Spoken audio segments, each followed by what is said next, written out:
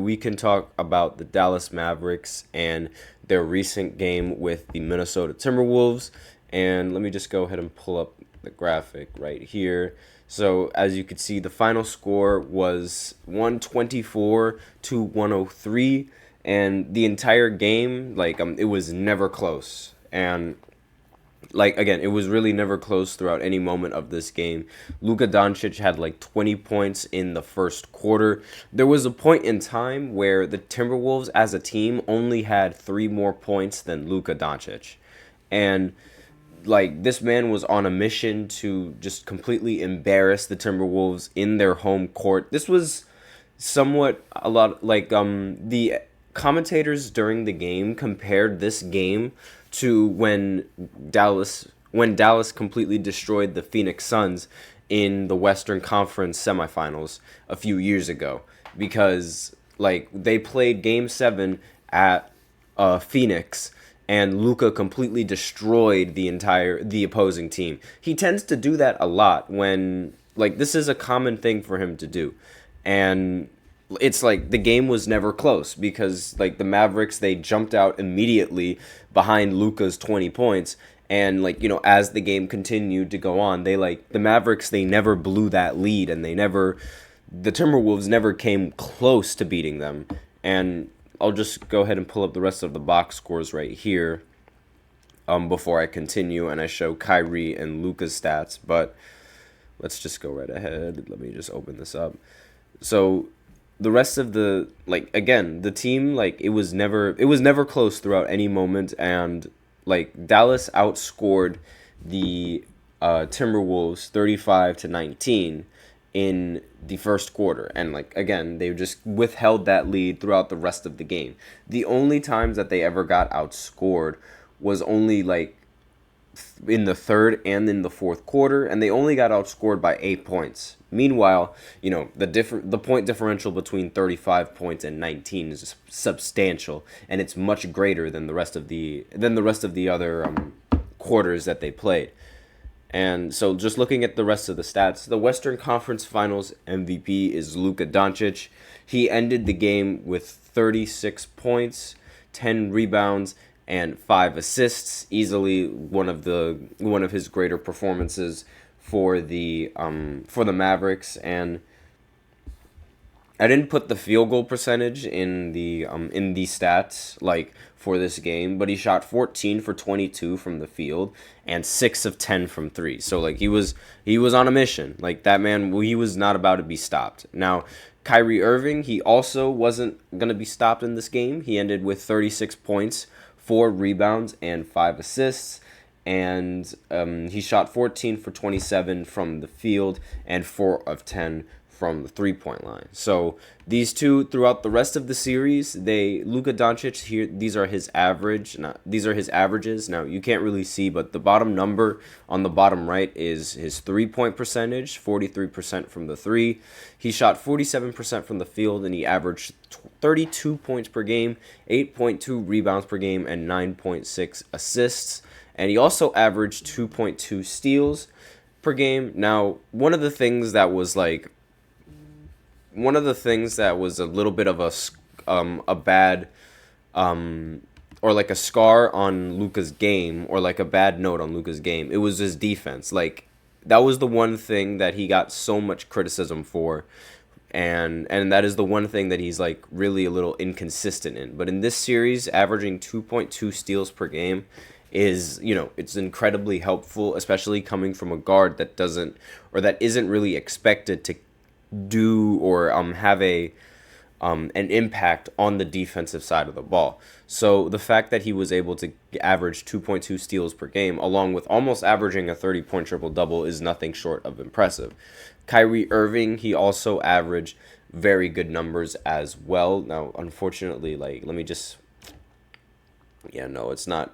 it's not going to shorten properly unless I just move the window. I'm trying to see if I can get the stats in a good enough view for you guys to see them, but I mean, yeah, that's a little bit better. You can see that he averages 37% from the 3-point line, and he also shot 49% from the field, and his true shooting numbers are 58%, which again, these are really good numbers as well. This is not bad at all. This is like you can't ask for a better performance from Kyrie Irving or any other second option in a kind of series like this. Like this is a very great game coming in from Kyrie. And there's hold on, let me just see if I can center this a little bit better.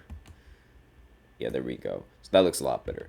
So, I mean, averaging these kind of numbers, I mean, they're great numbers, but it's clear cut, like, between the two, which one deserves the Western Conference Finals MVP and which one deserves and which one is the second option. Because even most of the time in the series, like the games that they would win would be the games that they both dropped like 30 plus points. Like they both played phenomenally in these series. Like Kyrie was a lot better than what I thought. I wouldn't have thought that they would make it so far into the postseason, to the point where now they're in the NBA Finals. And I also didn't expect the Timberwolves to put up this kind of a fight in the most important game of the season for them. Like, they didn't win a single home game throughout the entirety of the series. And the fact that they weren't able to at least take one is very disappointing. Now, a lot of the blame really like falls on Karl Anthony Towns and Anthony Edwards. And Anthony Edwards, I mean, they both had 28 points, Karl Anthony Towns and Anthony Edwards. And Karl Anthony Towns ended with 12 rebounds as well, and Ant ended with 9. But their shooting, like, I mean, Karl Anthony Towns' shooting was a little bit inefficient, especially from 3. Considering how he calls himself the best big man shooter of all time, going 1 for 6 in one of the most important games of your entire career, which determined whether the series would go on or whether the series would end in an elimination game, that's a very bad performance. Like, I'm shooting that poorly, just the shooting, because I mean, 28 points. What more can you ask? And the rest of the team, they didn't really. Naz Reid didn't show up in this game whatsoever, and Kyle Anderson, he didn't show up in this game either. Rudy Gobert was a little bit. Obviously, he was quiet offensively, but that's not really like the point of his game. And the real big problem here was just the fact that the 2 star players didn't have an outstanding game.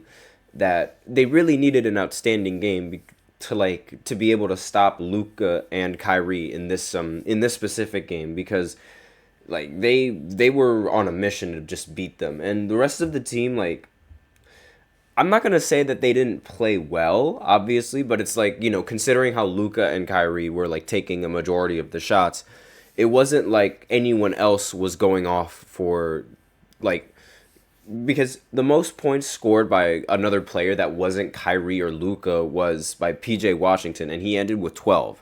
So, like, that's what I mean by like, none of the rest of the players were going off like that. But, I mean, aside from that, it's they still make it to the finals. It was a very good performance from Luka, a very good performance from Kyrie. They played great overall in the series. They've played great overall in the postseason as a whole.